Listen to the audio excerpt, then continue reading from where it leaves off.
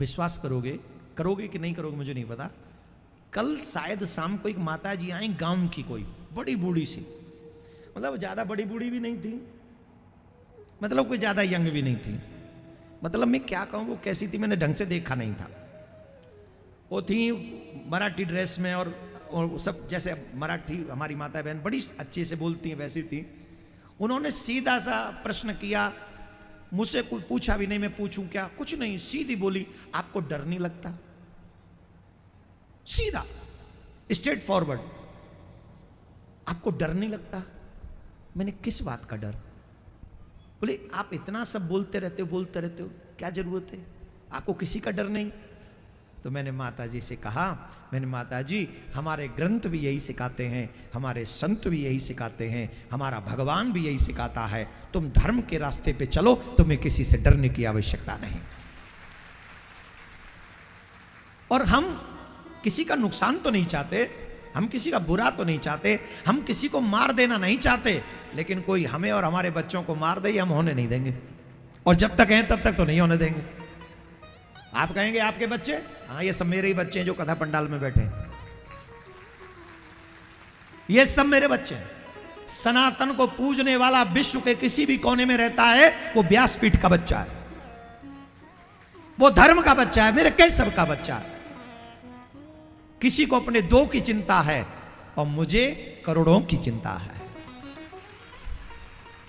और इन करोड़ों के लिए एक मेरे जैसे का कुछ हाथ पांव हिला भी जाए तो क्या फर्क पड़ता है।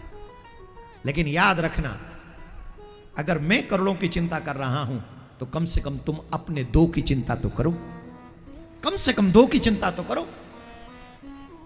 दो की चिंता का मतलब नहीं अच्छा पैसा खासा दे जाओ ना, ये दो के आने वाली पीढ़ी भी सुरक्षित रहे, इसके लिए धर्म को बचाने का प्रयास करो। या तो मेरे आगे चलो, मैं तुम्हारे पीछे चलता हूं, या फिर मैं आगे चलता हूं मेरे पीछे चलो, या फिर मेरे बगल में चलो मेरे साथ चलो। हम सब कर सकते हैं। सरकार हमारी है, प्रशासन हमारा है, यहां भी हमारा है, दिल्ली में हमारा है। अगर हम सब इकट्ठे हो जाएंगे तो शासन भी हमारी बात सुन लेगा, प्रशासन भी हमारी बात सुन लेगा, कृष्ण भूमि के मंदिर का निर्माण भी होगा, सनातन बोर्ड का निर्माण भी होगा, आने वाली पीढ़ी को कष्ट ना हो ऐसे संविधान में कानून का निर्माण भी होगा। तुम जो आलस्य करते आता माजी सटक ली, धीरे पिट पिट पिट क्या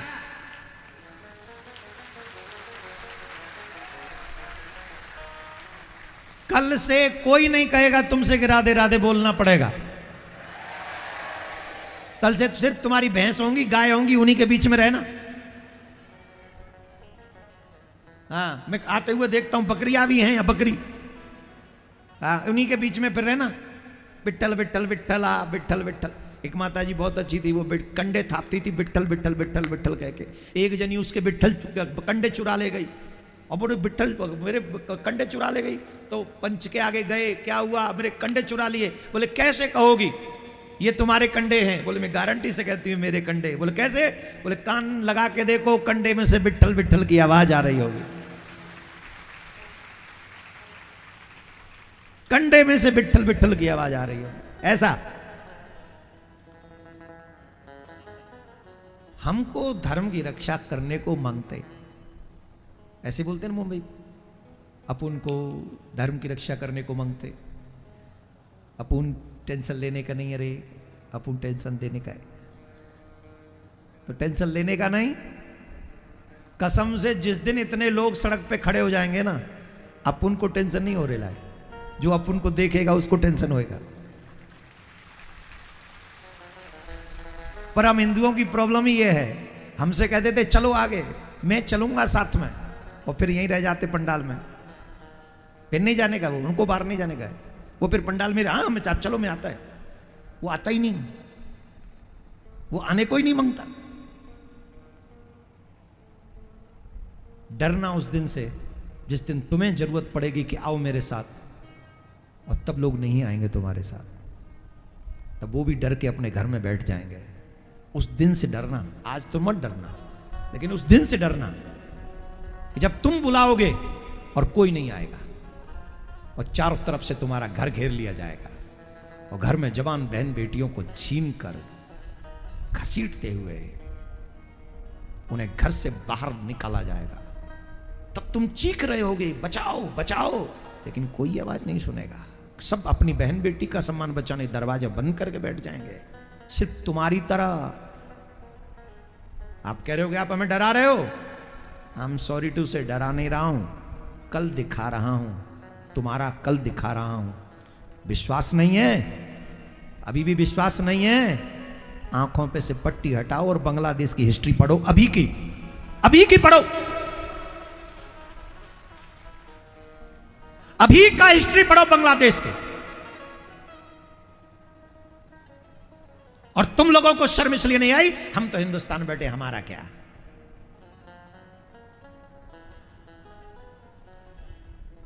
इसीलिए कहता हूं धर्मो रक्षति, अपनी बहन बेटियों को बचाना है तो आज देश को सुरक्षित करो। अभी 2 दिन लेट करोगे तो उतने ही पीछे रह जाओगे। और हम आलसी लोग, रावण भी यही कहता था मैं स्वर्ग के लिए सीढ़ी बना दूंगा, लेकिन कब? बोले कल शाम को। समुद्र के खारे पानी को मीठा कर दूंगा, कब? बोले कल शाम को।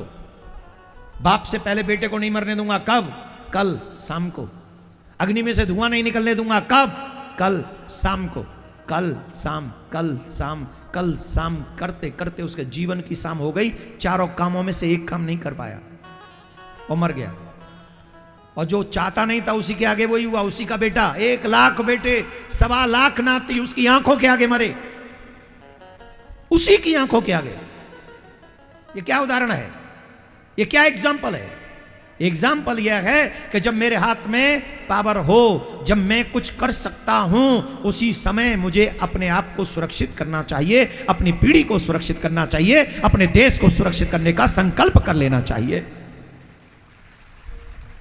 आज हम यहां बहुसंख्यक हैं,